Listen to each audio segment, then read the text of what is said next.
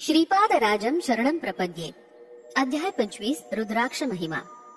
शिवाराधनेच्या पद्धती आणि त्यांचं फळ. धर्मगुप्तांना मी प्रश्न केला, महाराज, शिवाराधना कशी करावी? त्यातील विविध पद्धतींचा बोध करून माझ्यावर अनुग्रह करावा. श्री धर्मगुप्त म्हणाले, ओम नमः शिवाय या शिवपंचाक्षरी मंत्राचं जपानुष्ठान करून शिवाची आराधना करावी ही पहिली पद्धत. महान्यासाचं विधान ही दुसरी पद्धत आणि रुद्राभिषेकानं शिवार्चन करणं ही तिसरी पद्धत. पंचाक्षर मंत्रातील 5 अक्षर ही पंचमहाभूतांची प्रतीक आहेत. जीव हा पशुप्रमाणे ममता मोह आदींच्या बंधनात फसल्यामुळं त्याला पशु म्हटलंय. पशुबंधाचं विमोचन करणाराच पशुपतीनाथ आहे. शिवपंचाक्षरी मंत्राचे शास्त्रात पंचकोनी नक्षत्रासारखं वर्णन आढळतं. या पंचकोनी मंत्रात मोक्ष प्रदान करणारे मंत्र पहिल्या वर्गाचे, भोग भाग्यादी देणारे दुसऱ्या वर्गात समाविष्ट होतात. पंचोपचारात भूतत्वाचं चंदन, जलतत्वाचं नारळाचं पाणी, अग्नितत्वाचं दीपाराधन, वायुतत्वाचा सुगंधित धूप आणि आकाश तत्वाचं घंटानाद असे उपचार येतात. पंचाक्षरातील 5 अक्षर त्यांच्या त्यांच्या तत्वानुसार साधना करणाऱ्या साधकांना 5 रंगाच्या तत्वांचं दर्शन घडवतात. पांढरा शुभ्र मोत्यांसारखा पांढरा पादरस किंवा चांदीसारखा चकचकीत प्रकाश, प्रवाळासारखी अरुण कांती, पिवळ्या हळदीसारखी सोनेरी कांती, निळ्या वर्णात निळ्या आकाशासारखी विश्वव्यापी कांती आणि शुद्ध धवल कांती. भूमध्यात 5 रंगाची ज्योत प्रकाशित होणं यालाच ऋषीश्वरांनी संध्योपासन असं नाव दिलंय. यंत्र, पंचतत्व साधना, योग साधन, आत्मसमर्पण हे सर्व प्रधान असे साधनांश आहेत. या पद्धतीने देहात्म बुद्धीचा नाश होतो. जीवांचा देहच देवालय आणि त्यात विराजमान असलेला आत्माच शिवात्मा असं तादात्म्य साधून मोक्ष प्राप्ती होते. ही स्थिती प्राप्त होण्यासाठी पंचाक्षरी जप, महान्यासपूर्वक शिवाराधना, रुद्राभिषेक हे सहकारी आणि कल्याणप्रद ठरतात. विष्णू सहस्त्रनाम स्तोत्र श्री विष्णूंना अत्यंत प्रिय आहे. गणेशाला मोदक अतिप्रिय आहेत. सूर्याला सूर्य नमस्कार प्रिय, चंद्राला अर्घ्य प्रिय, अग्नीला हवन प्रिय, त्याचप्रमाणे शिवाला अभिषेक प्रिय आहे. अभिषेकामुळे शिव संतुष्ट होतात.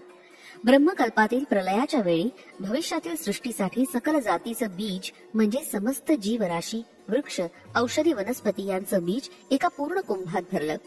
त्यात अमृत, सर्व नद्यांचं जल, समुद्राचं जल घालून गायत्री मंत्राद्वारे आपल्या प्राणशक्तीचं त्यात आवाहन केलं. या कुंभालाच पूर्ण कुंभ असं म्हणतात. या कुंभातील अमृताचं सिंचन महर्षींनी निरंतर पृथ्वीवर केलं. या कलशातील जलाचा अमृताचा अभिषेक प्रामुख्यानं कैलास पर्वतावर झाला. या कारणानं हे अमृतस्थान या नावानं प्रसिद्ध झालं.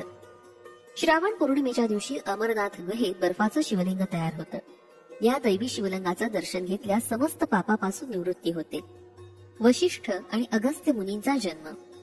जेव्हा पूर्ण कुंभास उलट केलं तेव्हा त्याच्यातून 2 महामुनी अवतरित झाले.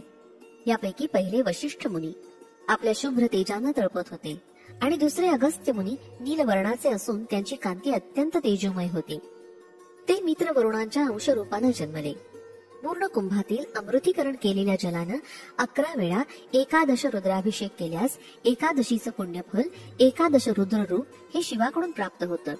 11 रुद्राचा आणि वैष्णव संप्रदायातील 11 व्रताचा असा अगदी जवळचा संबंध आहे.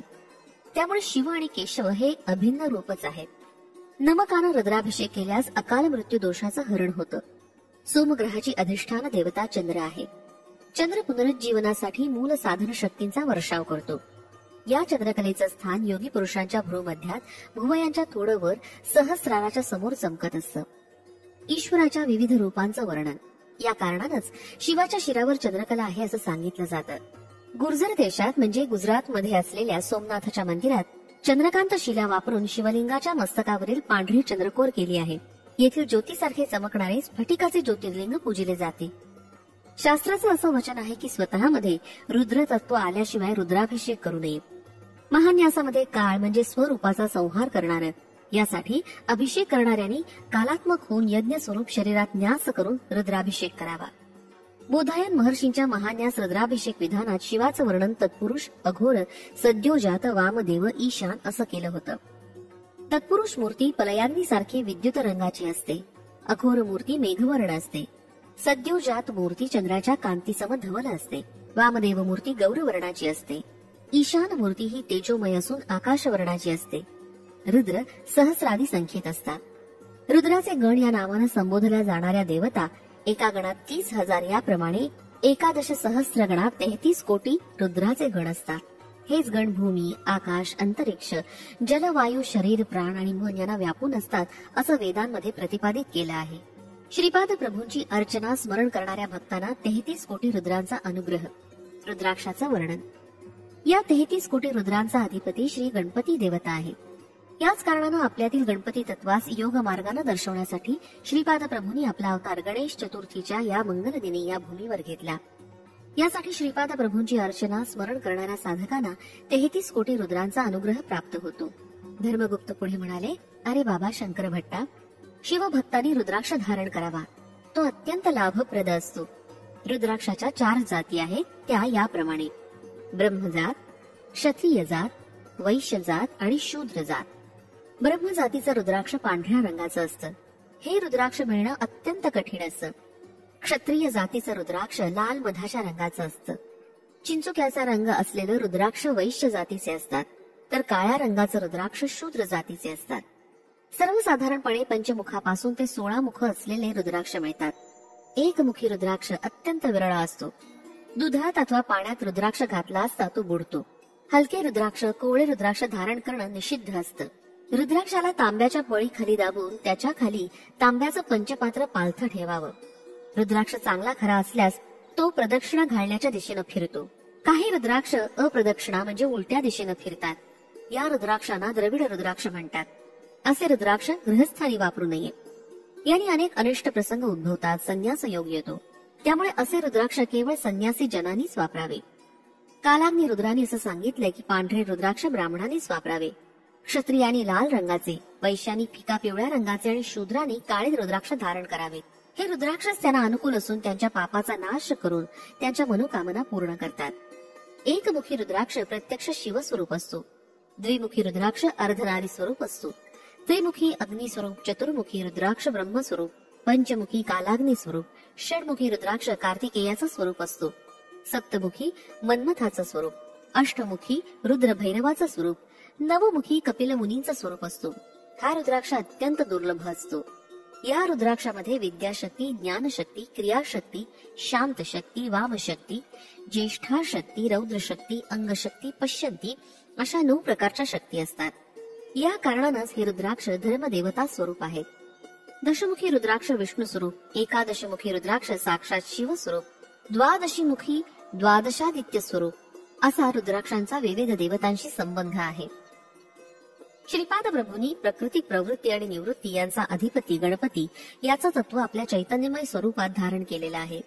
त्यामुळेच ते 33 कोटी देवतेचे दिव्य स्वरूप आहेत. एवढंच नव्हे तर या सृष्टीतील प्रत्येक हालचाल श्रीपाद प्रभूंच्या संकल्पानच होत असते. सर्व चलनांचं मूल कारण श्रीपाद प्रभूच असून सर्व कारणांचं तेच कारण स्वरूप आहे. ते शिवस्वरूप आहेत असा मनी भाव ठेवून त्यांचं पूजन केल्यास ते विष्णू रूपात दिसतात आणि विष्णू रूपात त्यांची आराधना केल्यास ते शिवरूपात दिसतात. परंतु मनातील तर्कवितर्कांचा मल काढून टाकून त्यांना अनन्य भावानं शरण गेल्यास ते यथार्थ रूपात दिसतात. श्री धर्मगुप्त पुढे म्हणाले, अरे शंकर भट्टा, मी सुद्धा तुझ्या बरोबर कुरुगड्डीस येऊन श्रीपाद प्रभूंचं दर्शन घेऊन माझा जन्म कृतार्थ करून घेईन. मी आणि धर्मगुप्त म्हणजे मी शंकर भट्ट आणि धर्मगुप्त आम्ही दोघं कुरुगड्डीस आलो आणि श्रीपाद प्रभूंचं दर्शन घेतलं. त्यांनी डोळे उघडून आमच्याकडे पाहिलं आणि थट्टेनं म्हणाले, काय उत्तम चर्चा चालली होती. श्रीपाद हे शिवरूप आहे. मीच श्रीपाद आहे का? तसं नसेल तर श्रीपादच मी म्हणून आलोय काय? मी कोण आहे? धर्मगुप्ता, थोडं विवरण करून सांग ना. यावर धर्मगुप्त म्हणाले, मी पिठिकापुरमहून येत असताना श्री व्यंकटप्पय्या श्रेष्ठ यांनी मला सांगितलं होतं की श्रीपाद प्रभूंबरोबर कोणताही तर्कवितर्क करू नकोस, केवळ त्यांना संपूर्णपणे शरण जा. याप्रमाणे मी आपणास अनन्य भावानं शरण आलो आहे. आपल्या कोणत्याही प्रश्नास मी मौन धारण करीन. वेद सुद्धा श्रीपाद प्रभूंचं यथार्थ वर्णन करू न शकल्याने ते मौन झाले. तर धर्मगुप्तासारख्या सामान्य साधकाची काय परिस्थिती? धर्मगुप्ताचं वरील कथन ऐकून श्रीपाद प्रभू अत्यंत प्रसन्न झाले. त्यांनी दोघांना चरण स्पर्श करण्याची संमती दिली. आम्ही अति आनंदानं प्रभूंच्या चरणांना स्पर्श केला आणि काय आश्चर्य, आम्ही दोघं ध्यानावस्थेत गेलो. जेव्हा या अवस्थेत किती वेळ गेला याचं भानच नव्हतं.